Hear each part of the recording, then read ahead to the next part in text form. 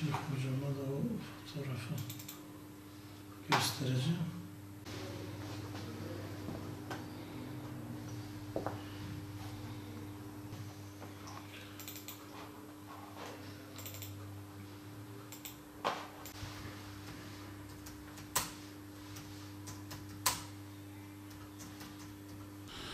Evvela ilgi ve alakanızdan dolayı İlki Haber'e teşekkür ediyoruz. İlki Ajans'a teşekkür ediyoruz.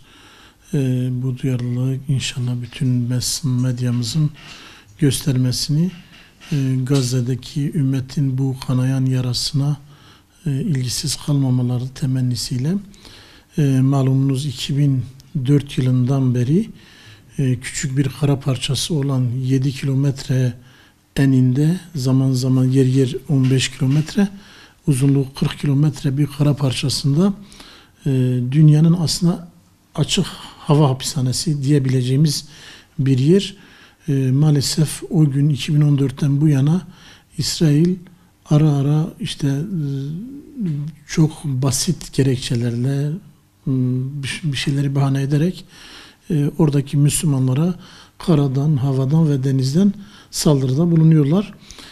En son işte dün gece yine belirsiz bir füzenin atıldığı, bu füzenin kimler tarafından nasıl atıldığı da henüz belli değilken direkt hemen oradaki Müslümanları suçlayarak aslında biz Siyonist İsrail'in, Yahudilerin bu konudaki gaddarlığını ve çok profesyonel oyunlar çevirdiklerini de biliyoruz. Yaptıkları bir sürü anlaşmalar var. Dün gece de yine bir ateşkes sözde yapıldı. Ama o ateşkesin akabinde defalarca Gazze'yi bombaladı, vurdu, her tarafı darmadağın ediyor. Ondan sonra Gazze'den en ufak bir karşılık verildi mi, o karşılık insanların gözünün içine sokuşturularak bakın oradan bize bir şey fırlatıldı, şu oldu, bu oldu, onun için biz de bunu yaptık. Yani çok orantısız bir güç kullanılarak orada 2 milyona yakın Müslüman büyük bir zulüm, İsrail zulmü altındadır.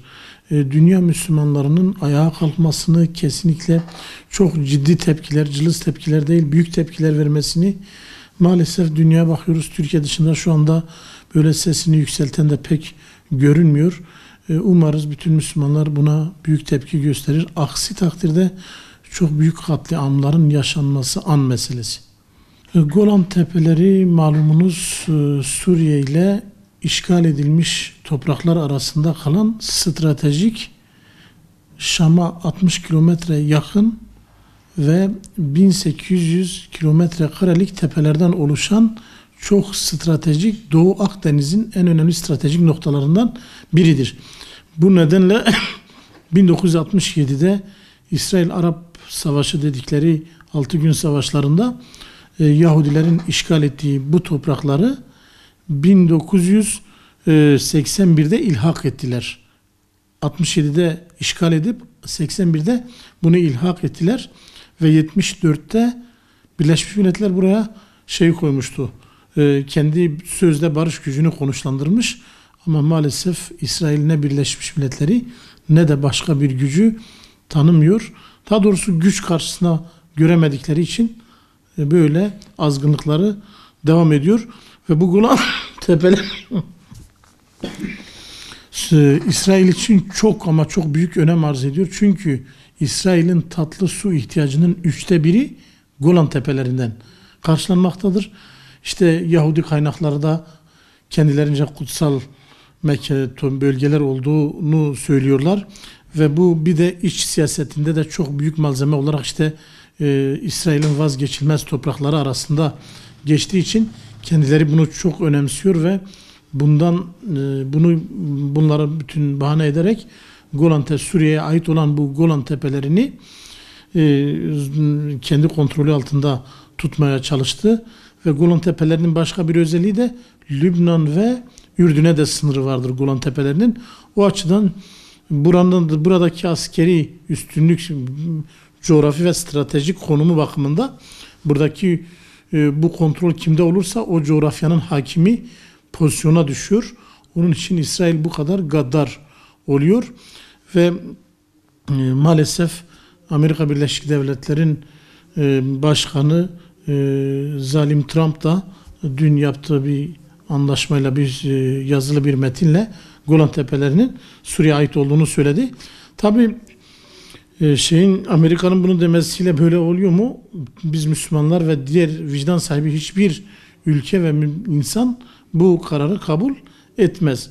Orası Suriye topraklarıdır. Kesinlikle İsrail toprakları değildir. Şu anda işgal altında olabilir ama inşallah ümmet toparlanır ve işgal edilmiş tüm bu topraklardan İsrail'i koparıp atacaktır.